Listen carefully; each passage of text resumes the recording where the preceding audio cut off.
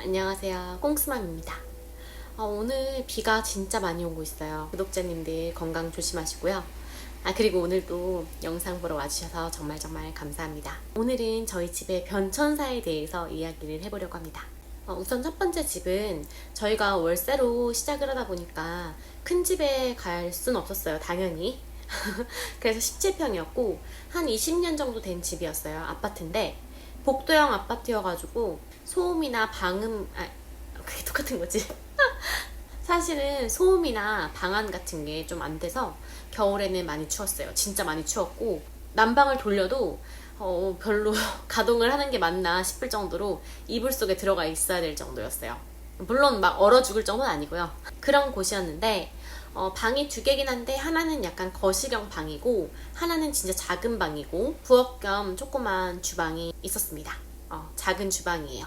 그리고 거기에 화장실이 하나 딸려 있었고 오래되다 보니까 리모델링이 없으면 정말 지저분했는데 그나마 부엌이나 벽지 같은 거 다 바꿔주신 상태였기 때문에 그나마 깨끗했는데 화장실이 너무너무 더러웠어요. 화장실은 진짜 20년 그대로 세월을 다 고스란히 담고 있었던 화장실이었습니다.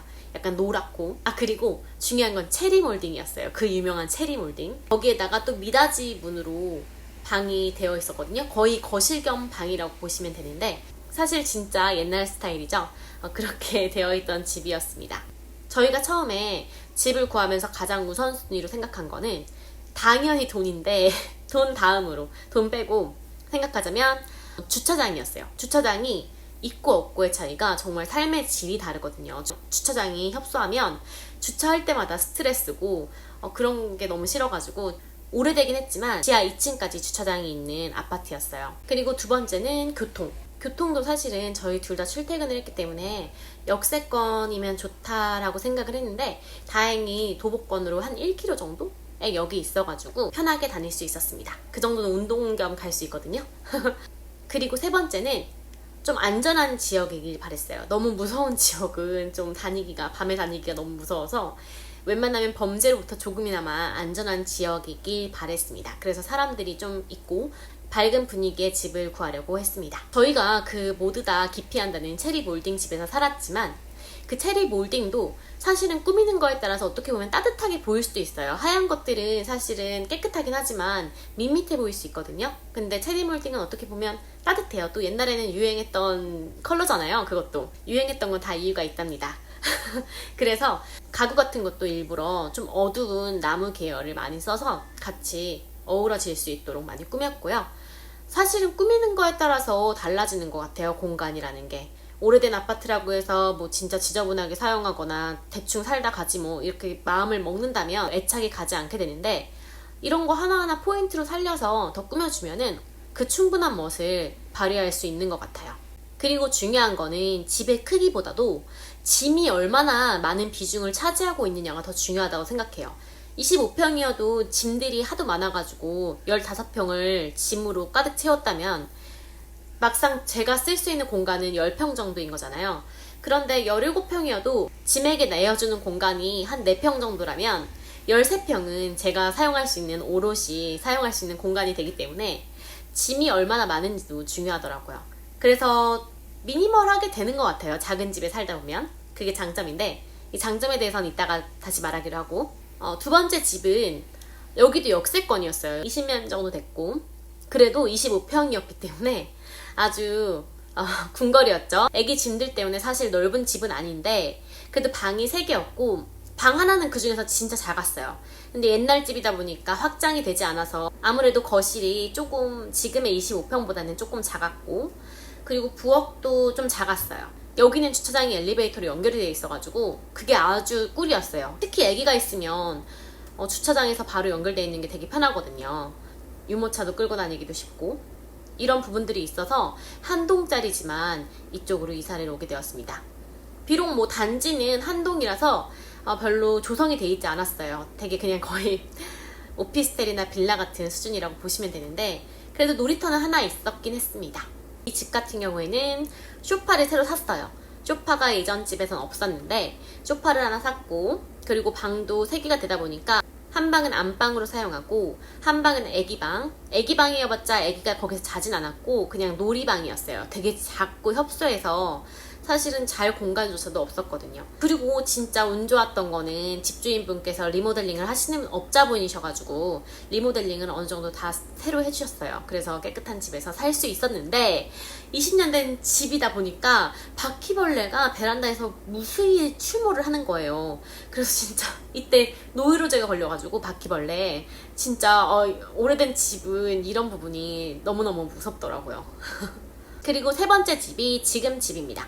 지금 집은 신축이에요. 신축이다 보니까 저희가 따로 뭘 힘들여 꾸미지 않아도 깨끗하다는 장점이 있어요. 그리고 벌레 같은 것도 아무래도 좀 더 차단이 잘 되고 방음은 근데 좋은지 모르겠어요. 근데 방음은 좀 모르겠는데 복도형이 아니라는 것만으로도 저희는 되게 만족하면서 살아가고 있습니다.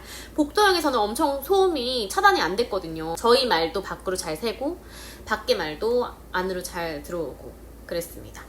그런데 여태까지는 복도형밖에 안 살아봤는데 이번에 복도형이 아니라 이거 뭐라고 부르지 이거는?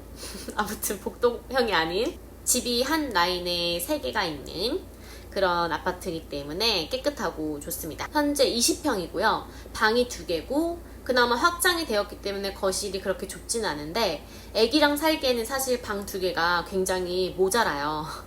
사실 애기랑 어떻게 20평에 사냐 다들 이러시는데 얼마나 미니멀하게 살아가느냐에 따라서 20평이 충분히 넓을 수가 있고 좁을 수가 있는 것 같습니다. 어떤 분이 제가 인테리어 영상을 올린 거에 댓글로 신축이라서 너무 유세 부리는 거 아니냐 이런 식으로 말씀을 하시는데 사실 유세가 아니라 신축은 신축대로의 멋이 있고 옛날 집은 옛날 집대로의 멋이 있는 것 같아요. 저는 체리 몰딩도 나쁘게 생각하지 않았고 그대로 가꾼다면 또 체리 몰딩도 그 나름대로의 빛을 발한다고 생각하거든요.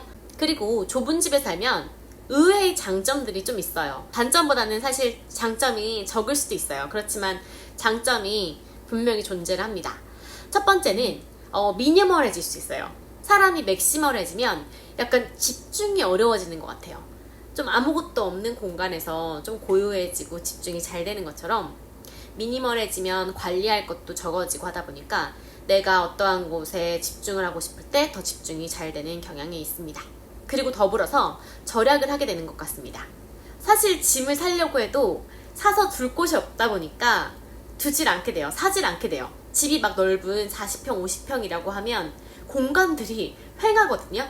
그러면 자꾸 채우게 됩니다. 그리고 세 번째는 관리비가 쌉니다.